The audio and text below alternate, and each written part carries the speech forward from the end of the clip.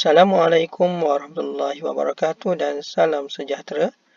Alhamdulillah kita bertemu saya lagi melalui channel YouTube. Pada video yang lalu saya telah menerangkan berkaitan konsep-konsep yang terdapat dalam perakaunan pendapatan negara. Dan pada kali ini saya akan menyambung berkenaan kaedah pengiraan pendapatan negara. Baiklah, kita teruskan. Terdapat 3 kaedah dalam mengira pendapatan negara. Yang pertama, kaedah perbelanjaan, iaitu mengambil kira nilai barang akhir. Yang kedua, kaedah keluaran, mengambil kira nilai ditambah.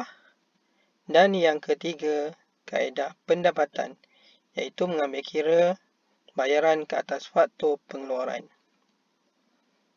Kaedah perbelanjaan, kita akan menjumlahkan setiap perbelanjaan yang dilakukan oleh setiap unit ekonomi, iaitu isi rumah, firma, kerajaan dan sektor antarabangsa ataupun sektor luar. Kaedah keluaran, kita akan menjumlahkan nilai-nilai bagi semua keluaran akhir yang dihasilkan oleh sektor ekonomi tersebut. Manakala kaedah pendapatan, kita akan menjumlahkan pendapatan yang diterima oleh semua faktor pengeluaran ataupun sumber ekonomi yang wujud dalam sesebuah ekonomi.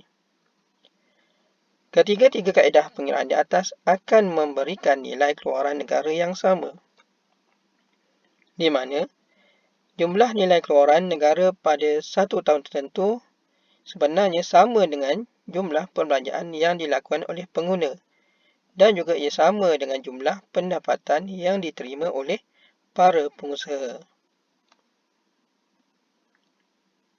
Okey, kita teruskan dengan lebih detail untuk setiap kaedah pengiraan.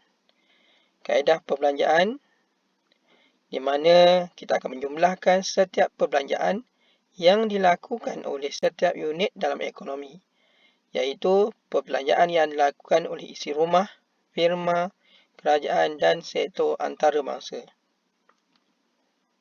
Setiap unit ekonomi melakukan perbelanjaan dan setiap perbelanjaan ini merupakan pendapatan kepada pihak lain. Terdapat 5 komponen dalam kaedah perbelanjaan. Yang pertama, perbelanjaan penggunaan ataupun consumption, di mana perbelanjaan penggunaan merujuk kepada perbelanjaan yang dilakukan oleh isi rumah. Dikenali juga sebagai perbelanjaan penggunaan swasta. Ianya merujuk kepada perbelanjaan yang dibuat oleh isi rumah ke atas barangan dan perkhidmatan, termasuklah ke atas keperluan seharian mereka. Komponen yang kedua, perbelanjaan kerajaan ataupun government spending, dikenali sebagai perbelanjaan awam. Perbelanjaan kerajaan yang bersifat mengurus biasanya merujuk kepada perbelanjaan penggunaan awam, manakala perbelanjaan kerajaan yang bersifat pembangunan biasanya merujuk kepada pembentukan modal tetap awam ataupun pelaburan awam. Komponen yang ketiga adalah pelaburan ataupun investment. Pelaburan adalah perbelanjaan yang dilakukan oleh sektor firma kerana membeli barang modal baru yang akan digunakan dalam proses pengeluaran. Pelaburan yang perlu diambil kira adalah pelaburan kasar dan kita perlu menambahkan susuk nilai sekiranya diberi pelaburan bersih. Pelaburan atau pembentukan modal tak swasta merujuk pada perbelanjaan yang dibuat oleh sektor swasta ke atas berbagai jenis barang modal bagi keperluan perusahaan ataupun perbelanjaan untuk membina bangunan, rumah pekerja dan juga kilang. Juga pertambahan nilai barang simpanan ataupun stok ataupun inventory sama ada bahan mentah, barang separa siap dan barang-barang akhir yang belum dipasarkan. Komponen yang keempat adalah ekspor bersih ataupun net export. Bagi aktiviti luar negeri pula, ia dikenali sebagai ekspor bersih, iaitu ekspor akan ditolak dengan import. di mana ekspor merupakan barangan tempatan yang dijual ke luar negara. Manakala import barangan luar negara yang dijual di dalam negara.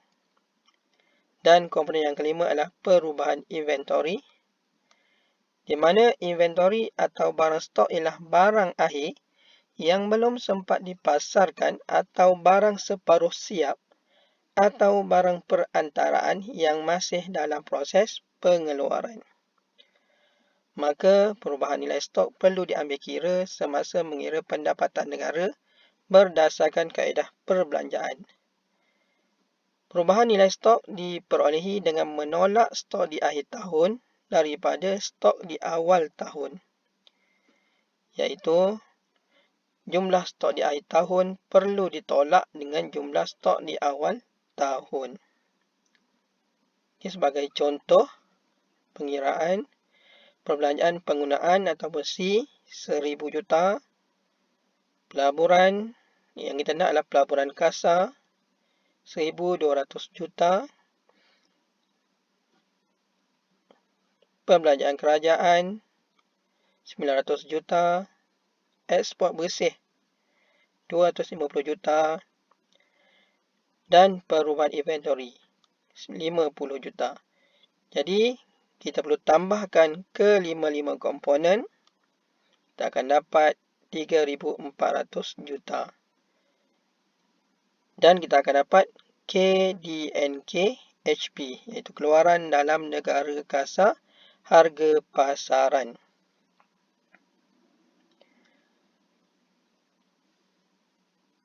Ini merupakan format bagi Malaysia yang dikeluarkan oleh Bank Negara Malaysia, di mana terdapat komponen perbelanjaan penggunaan akhir, awam dan swasta. Kemudian yang kedua, pembentukan modal tetap kasar awam dan swasta.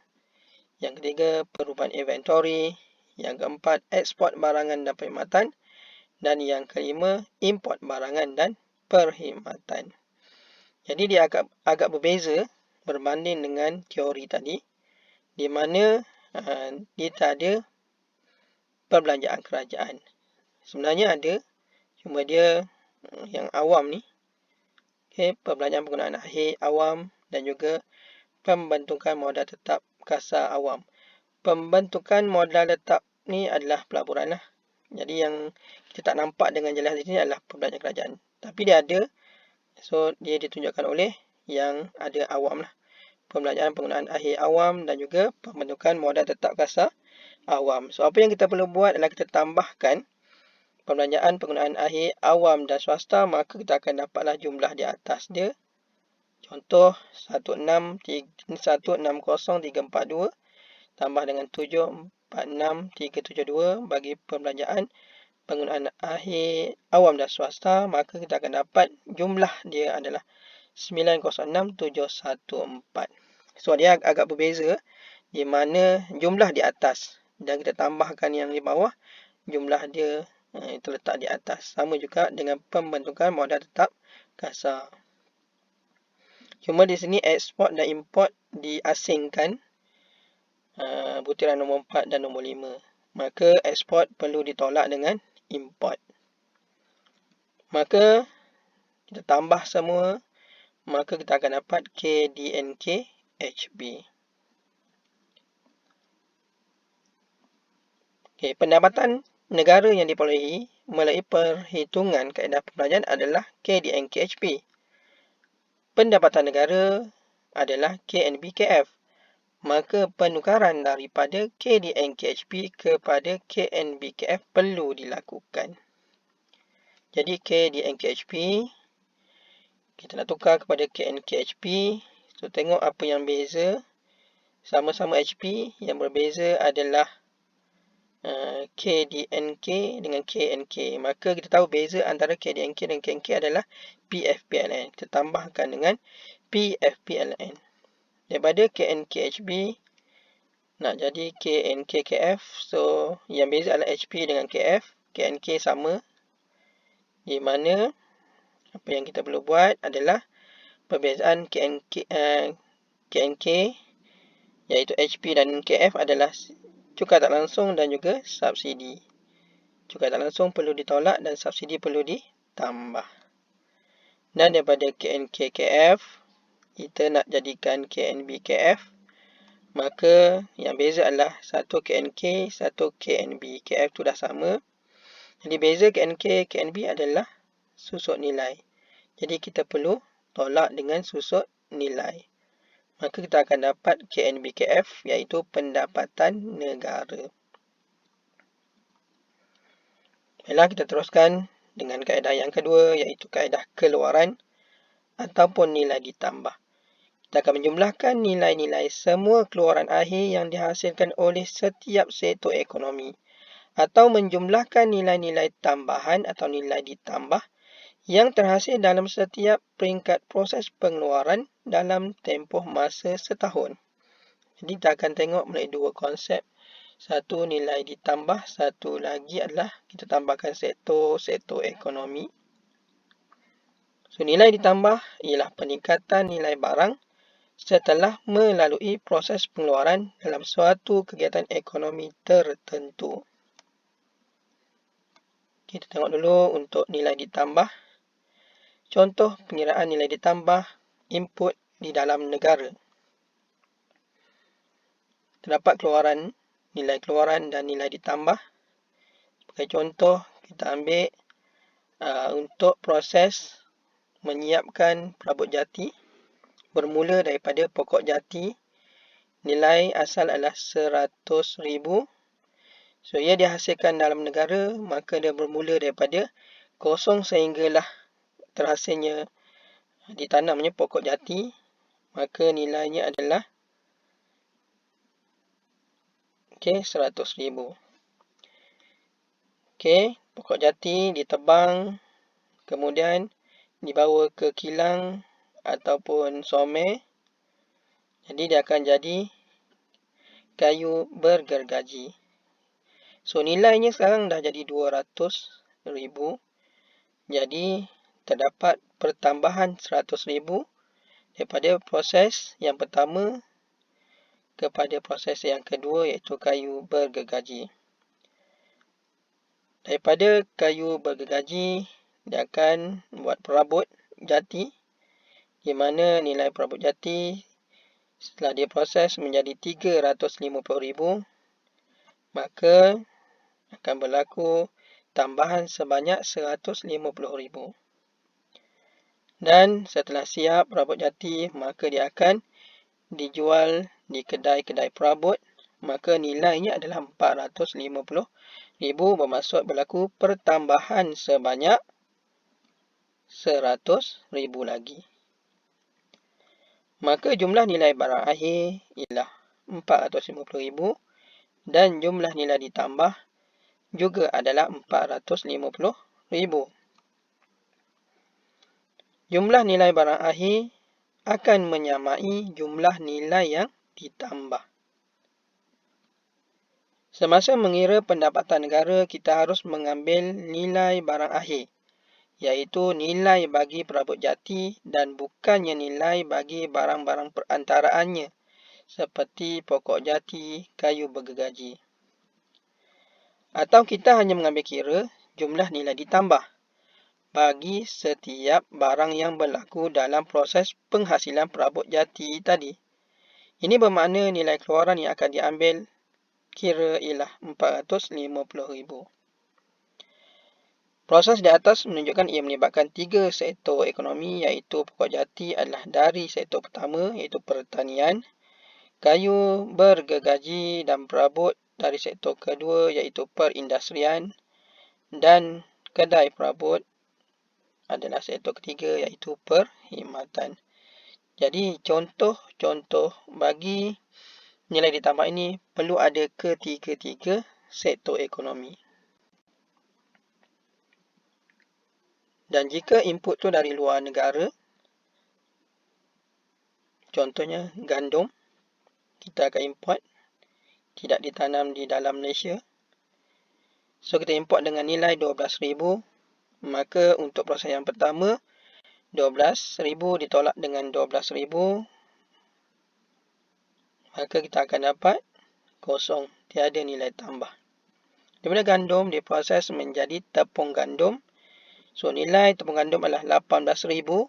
Maka berlaku pertambahan nilai ditambah iaitu sebanyak 6,000. Dan daripada tepung gandum kita akan proses menjadi roti. Nilai roti adalah 28,000. Maka berlaku pertambahan sebanyak 10,000.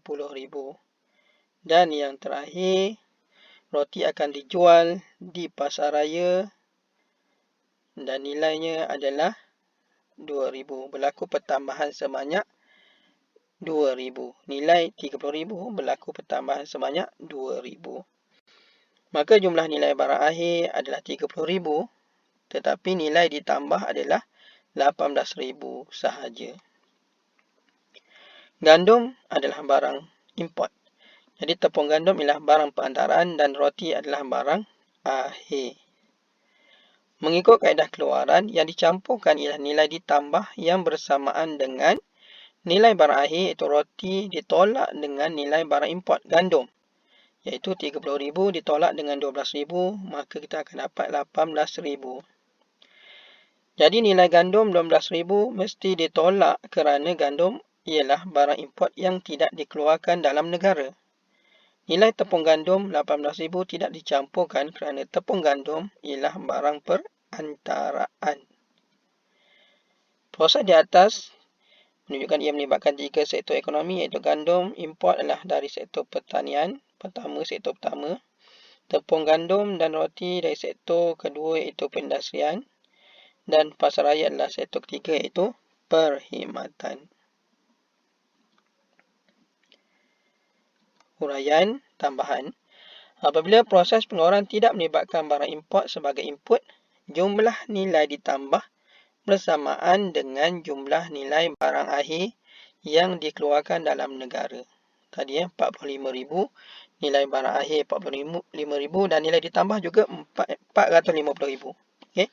Nilai barang akhir 450,000 jati tadi dan nilai ditambah juga 450,000. Sebaliknya, jika proses pengeluaran melibatkan barang import sebagai input, jumlah nilai ditambah bersamaan dengan jumlah nilai barang akhir ditolak dengan jumlah nilai barang import. Bagi kes gandum, roti tadi, 30,000 perlu ditolak dengan 12,000. Maka tinggal 18,000 sahaja. Tujuan kita mengambil kira hanya barang akhir dan nilai ditambah ialah bagi mengelakkan berlakunya proses pengiraan dua kali. Jika ini berlaku, maka jumlah pendapatan negara akan lebih besar daripada nilai yang sepatutnya. Nilai pendapatan negara akan terlebih nilai.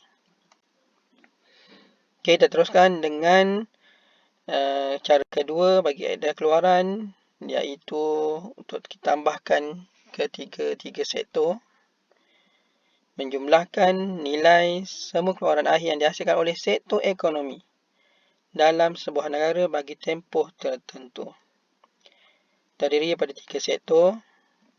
Sektor pertama atau primer biasanya pertanian. Sektor pertama ini sektor yang mengeluarkan hasil bumi atau sumber alam untuk digunakan atau diproses dalam sektor kedua nanti. Contoh adalah sektor pelombongan, pembalakan, perikanan, perladangan, penternakan, semua di bawah pertanian sektor pertama.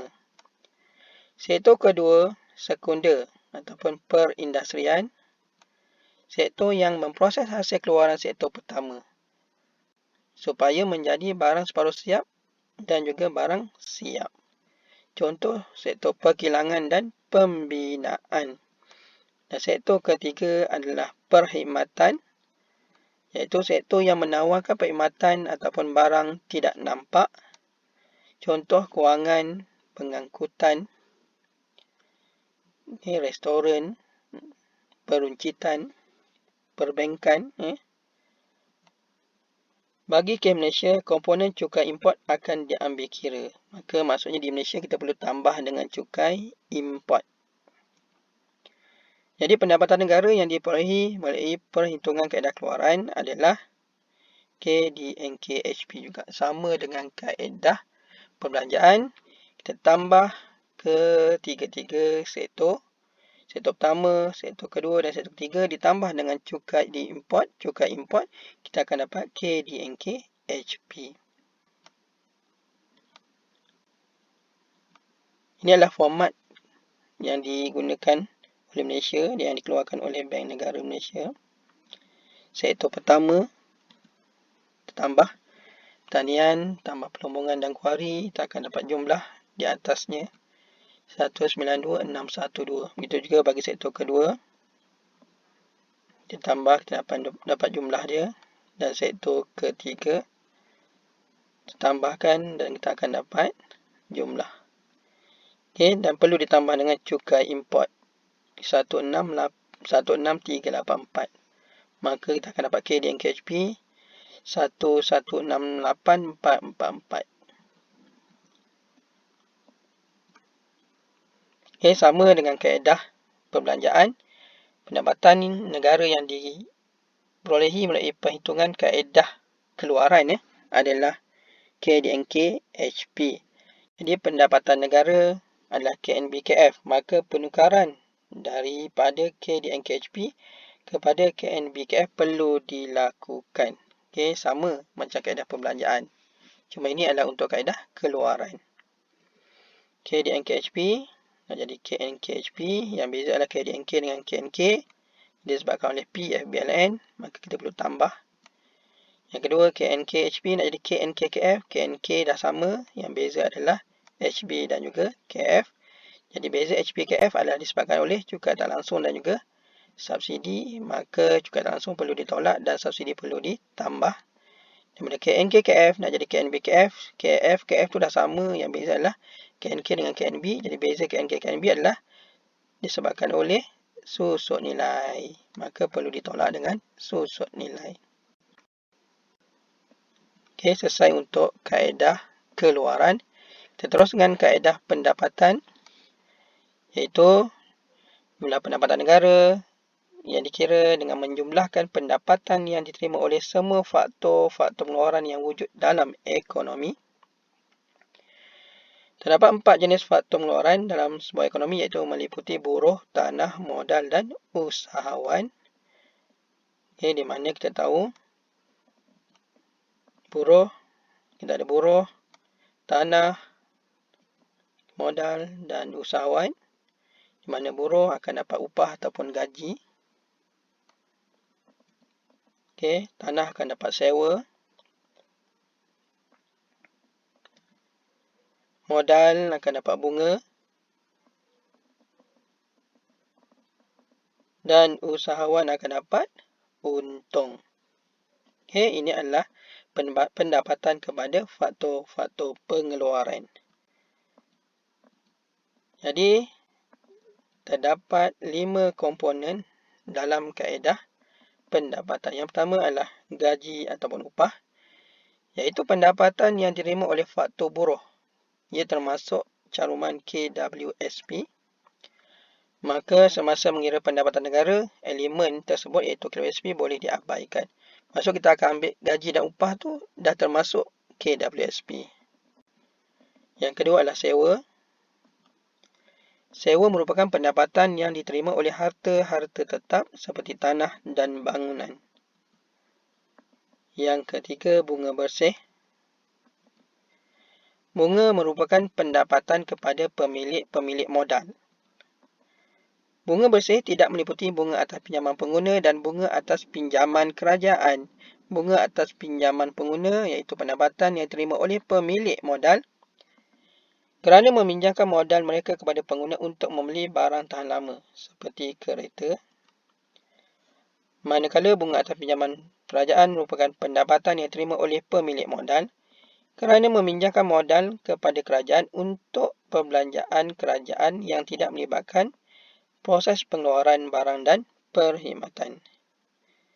Jadi kedua-dua bunga tersebut tidak diambil kira dalam pengiraan pendapatan negara kerana ia merupakan pendapatan yang tidak produktif. Okay, komponen yang kelima adalah pendapatan perusahaan persendirian, di mana pendapatan perusahaan persendirian merupakan untung yang diterima oleh pengusaha yang mengendalikan perniagaan berbentuk milikan tunggal, perkongsian dan koperasi.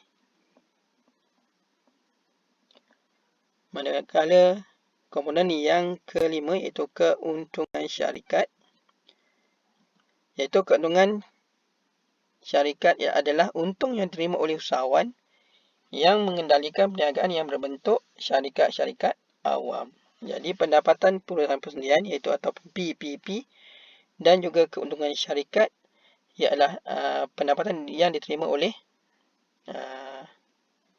usahawan. Cuma satu yang bentuk pemilikan tunggal, yang satu lagi berbentuk syarikat-syarikat awam atau berhad. Jadi keuntungan syarikat pula dapat dibahagikan kepada 3 komponen, iaitu cukai keuntungan syarikat, iaitu firma akan bayar cukai kepada kerajaan. Yang kedua, keuntungan yang tidak dibahagi akan dimasukkan semula ke dalam modal, akan dijadikan modal berbayar bagi sebuah syarikat. Dan yang ketiga adalah keuntungan yang dibahagi atau dividen untuk dibayar kepada individu yang menyumbangkan modal. Jadi berdasarkan kaedah pendapatan, semua pendapatan yang disifatkan sebagai bayaran pindahan iaitu pencen, beasiswa, bantuan kebajikan, allowance yang pelajar dapat 250 sebulan serta pemberian sagu hati dan hadiah tidak perlu diambil kira kerana ia tidak produktif. Jadi pendapatan negara yang diperolehi oleh perhitungan kaedah pendapatan adalah KNB KF ataupun keluaran negara bersih kos faktur ataupun harga faktur. Jadi bagi kaedah pendapatan, ia berbeza dengan kaedah perbelanjaan dan keluaran. Kaedah perbelanjaan dan keluaran kita akan dapat KDNKHP, tetapi kaedah pendapatan terus kita akan dapat KNB KF. Jadi contoh pengiraan upah dan gaji 3,000, bunga bersih 3,800. Okey, upah dan gaji tadi dia dah termasuk KWSP. Bunga bersih kita tahu kalau diberi bunga kasar maka perlu ditolak dengan bunga atas pinjaman pengguna BAPP dan ditolak dengan BAPK bunga atas pinjaman kerajaan. Okey, dengan sewa kemudian tambah keuntungan syarikat. Kita dah tahu tadi. Keuntungan syarikat tadi daripada cukai keuntungan syarikat, dividen ataupun untung diagih dan juga untung tidak diagih. Dan yang kelima adalah pendapatan perusahaan persendirian. Jadi kita tambah semua, kita akan dapat KNBHF ataupun KNBKF. KHF harga faktur, KF kos faktur, sama je boleh. Malaysia tidak mengamalkan pengiraan pendapatan negara melalui kaedah pendapatan. Jadi tiada data sebenar Malaysia bagi kaedah pendapatan. Jadi Malaysia hanya menggunakan 2 kaedah saja, iaitu kaedah perbelanjaan dan kaedah keluaran. Jadi kita tahu kita mengira pendapatan negara melalui kaedah pendapatan, kita akan dapat KNB KF terus. Maka kita juga boleh belajar bagaimana nak tukarkan daripada KNB KF nak jadi KDNK HP. So macam mana KNB KF nak jadi KDNK HP? So yang pertama kita ambil KNB KF nak jadi KNK KF. So sama-sama KF, jadi yang beza adalah KNK dengan KNB. So beza antara KNK dengan KNB adalah susut nilai. Maka kita boleh tambahkan dengan susut nilai. Kemudian daripada KNKKF nak jadi KDNKKF. KF juga dia sama. Yang beza satu KDNK, satu lagi KNK. Jadi beza di antara KNK dengan KDNK adalah PFBLN. Maka kita perlu tolak dengan PFBLN. Dan daripada KDNKKF nak jadi KDNKHP, yang beza adalah HP dengan KF. KDNK itu sama.